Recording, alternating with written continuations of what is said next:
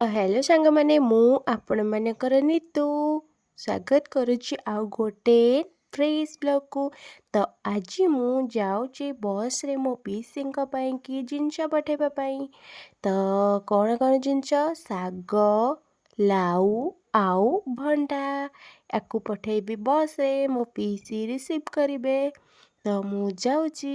କେତେ ଓଜନ ହେଉଛି ବସ୍ ଯାଏ ଯିବାକୁ, ତ ମୋତେ କେତେ ଦୂର ବାଟ ଲାଗିବ। ଚାଲି ଚାଲିକା ପଳେଇବି ଆଉ।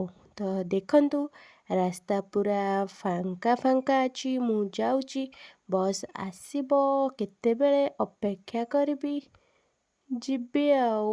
ଓ ସେ ଜିନିଷ କାହାକୁ ପଠାଇବାର ଥିଲେ ଭାରି କଷ୍ଟ। ଯା ପଠା ତକ ତ ମୁଁ ଧରିକି ନେଇପାରୁନି, ତ ତଥାପି ଟ୍ରାଏ କରୁଛି, ନେଇକି ଯିବି, ଦେଇକିରି ଆସିବି ଆଉ।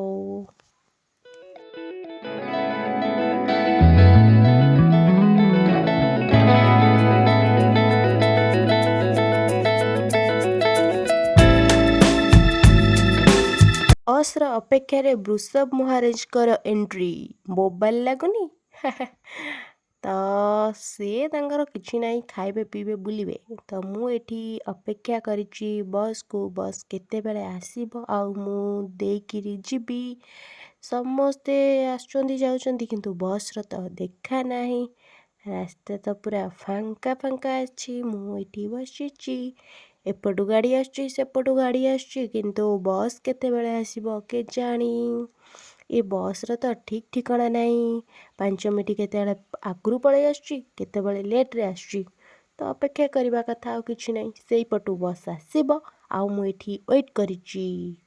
ଏ ହେଲା ଆମ ଗାଁର ରାସ୍ତା, ଫାଙ୍କା ଫାଙ୍କା। ତ ଆମ ଘରେ ଯେହେତୁ ଏକୁଟିଆ, କ'ଣ କରିବା। ଫାଇନାଲି ବସ୍ ଆସିଗଲା। ଦେଖନ୍ତୁ ବସ୍ ଆସିଲା, ଗଭର୍ଣ୍ଣମେଣ୍ଟ ବସ୍, ଲକ୍ଷ୍ମୀ ବସ୍। ମାନେ ତା ନାଁ ଚେଞ୍ଜ ହେଇଯାଇଛି ମୁଖ୍ୟମନ୍ତ୍ରୀ ବସ୍। ତ ଦେଖନ୍ତୁ ବସ୍ ଆସିଲା ଆଉ ମୁଁ ବସ୍ରେ ଜିନିଷଟାକୁ ଥୋଇଦେବି। ବସ୍ ପଳେଇଲା ପରେ ମୁଁ ପଳେଇବି ଆଉ କ'ଣ ଆଉ। ଆମ ଘର ତ ସେପଟ ରାସ୍ତାରେ, ବସ୍ ଗଲେ ଯାଇକି ମୁଁ ଯିବି। ତ ମୁଁ ଯାଉଛି, ଦେଇଦେଲି ଜିନିଷ, ଘରକୁ ଯିବି। ଘରେ କ'ଣ ସବୁ କରୁଛନ୍ତି ଦେଖିବି। ଭୋକ କଲାଣି, ଖାଇନି କିଛି, ଖାଇବି ତାପରେ ଯାଇ ଯେଉଁ କଥା। ତ ମୁଁ ଯେତେ ବ୍ୟସ୍ତ ହୋଇକିରି ଯାଉଛି, ସେପଟେ ଭାଇ ଛୋଟୁକୁ ନେଇକି ଯାଇଛି। ଛୋଟୁ ରାତି ସାରା ବୁଲୁଥିଲା, କାଦୁଅ ମାଦୁଅ ହେଇଛି। ତ ଦେଖିବା ସେ ଗାଧେଇଲାଣି କି ନାହିଁ। ମୁଁ ଯାଉଛି, ଘରକୁ ଯିବି। ପହଞ୍ଚିଗଲି ଘରେ। ଆରେ ଆରେ ଆରେ ଇଏ ତ ପୁରା ଗାଧୁଆ ପାଧୁଆ ସାରି ଭାଇ ତାକୁ ଆଣିକି ବାନ୍ଧିଲାଣି। ପୁରା ସାମ୍ପୋ ଫାମ୍ପୋ ମାରି ଗାଧେଇଛି ଆଉ। ତାପରେ ପୁଣି ଖାଇ ପିଇ ସାରିକି ମୁଁ ଚାଲିଲି ବଡ଼ବାପାଙ୍କ ଘରକୁ। ପୁଣି କିଛି ଜିନିଷ ଆଣିବାର ଅଛି।